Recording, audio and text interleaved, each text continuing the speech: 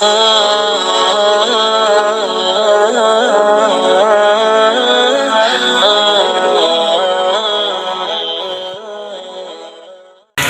پورا دیش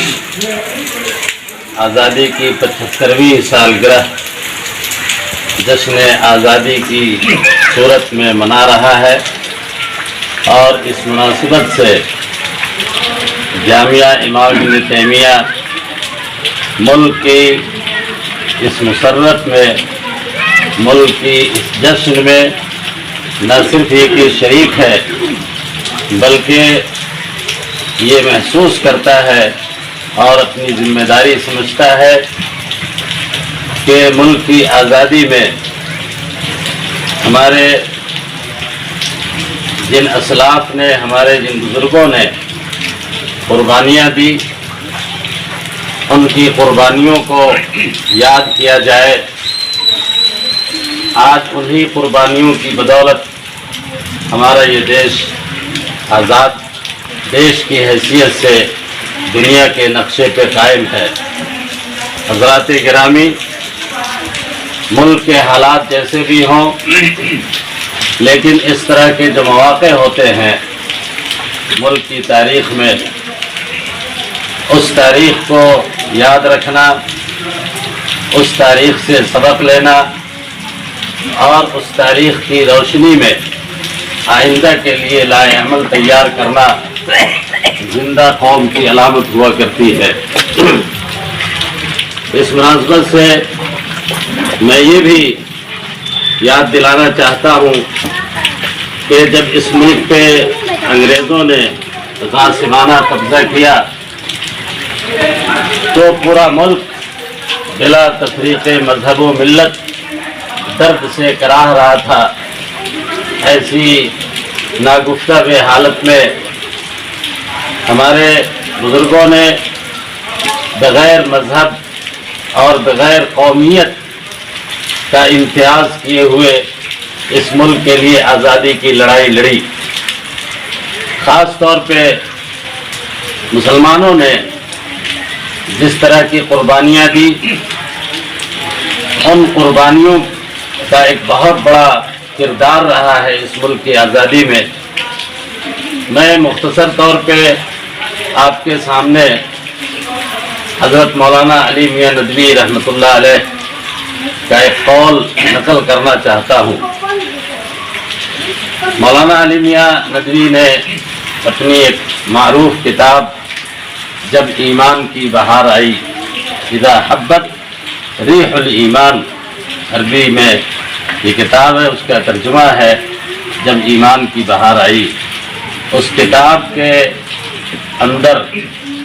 انہوں نے کوٹ کیا، اس بات کو لکھا ہے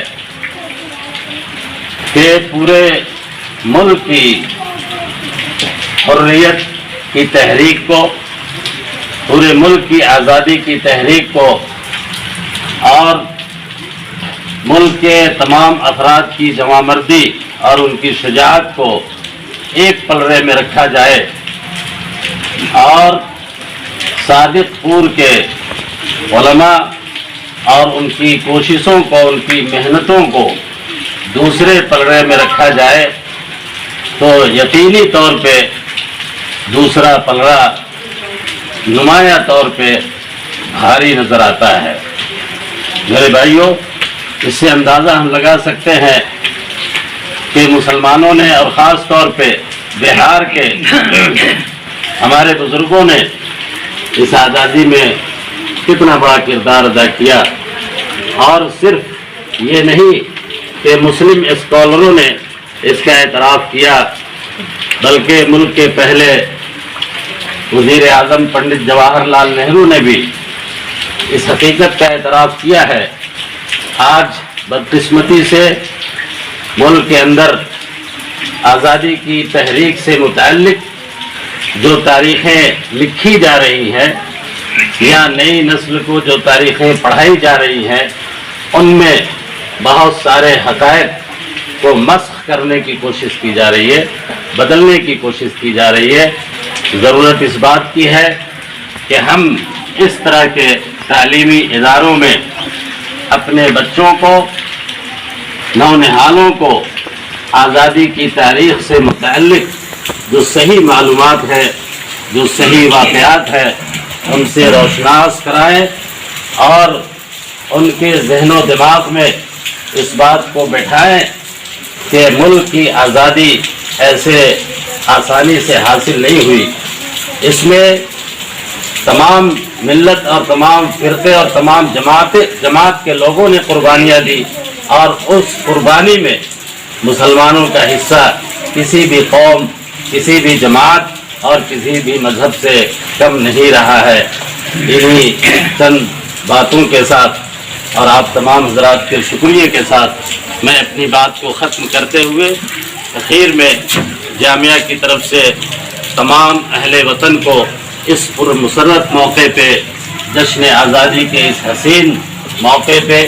ایک بار پھر مبارکباد دیتا ہوں اور آپ حضرات کے شکریہ کے ساتھ اپنی بات ختم کرتا ہوں۔ السلام علیکم۔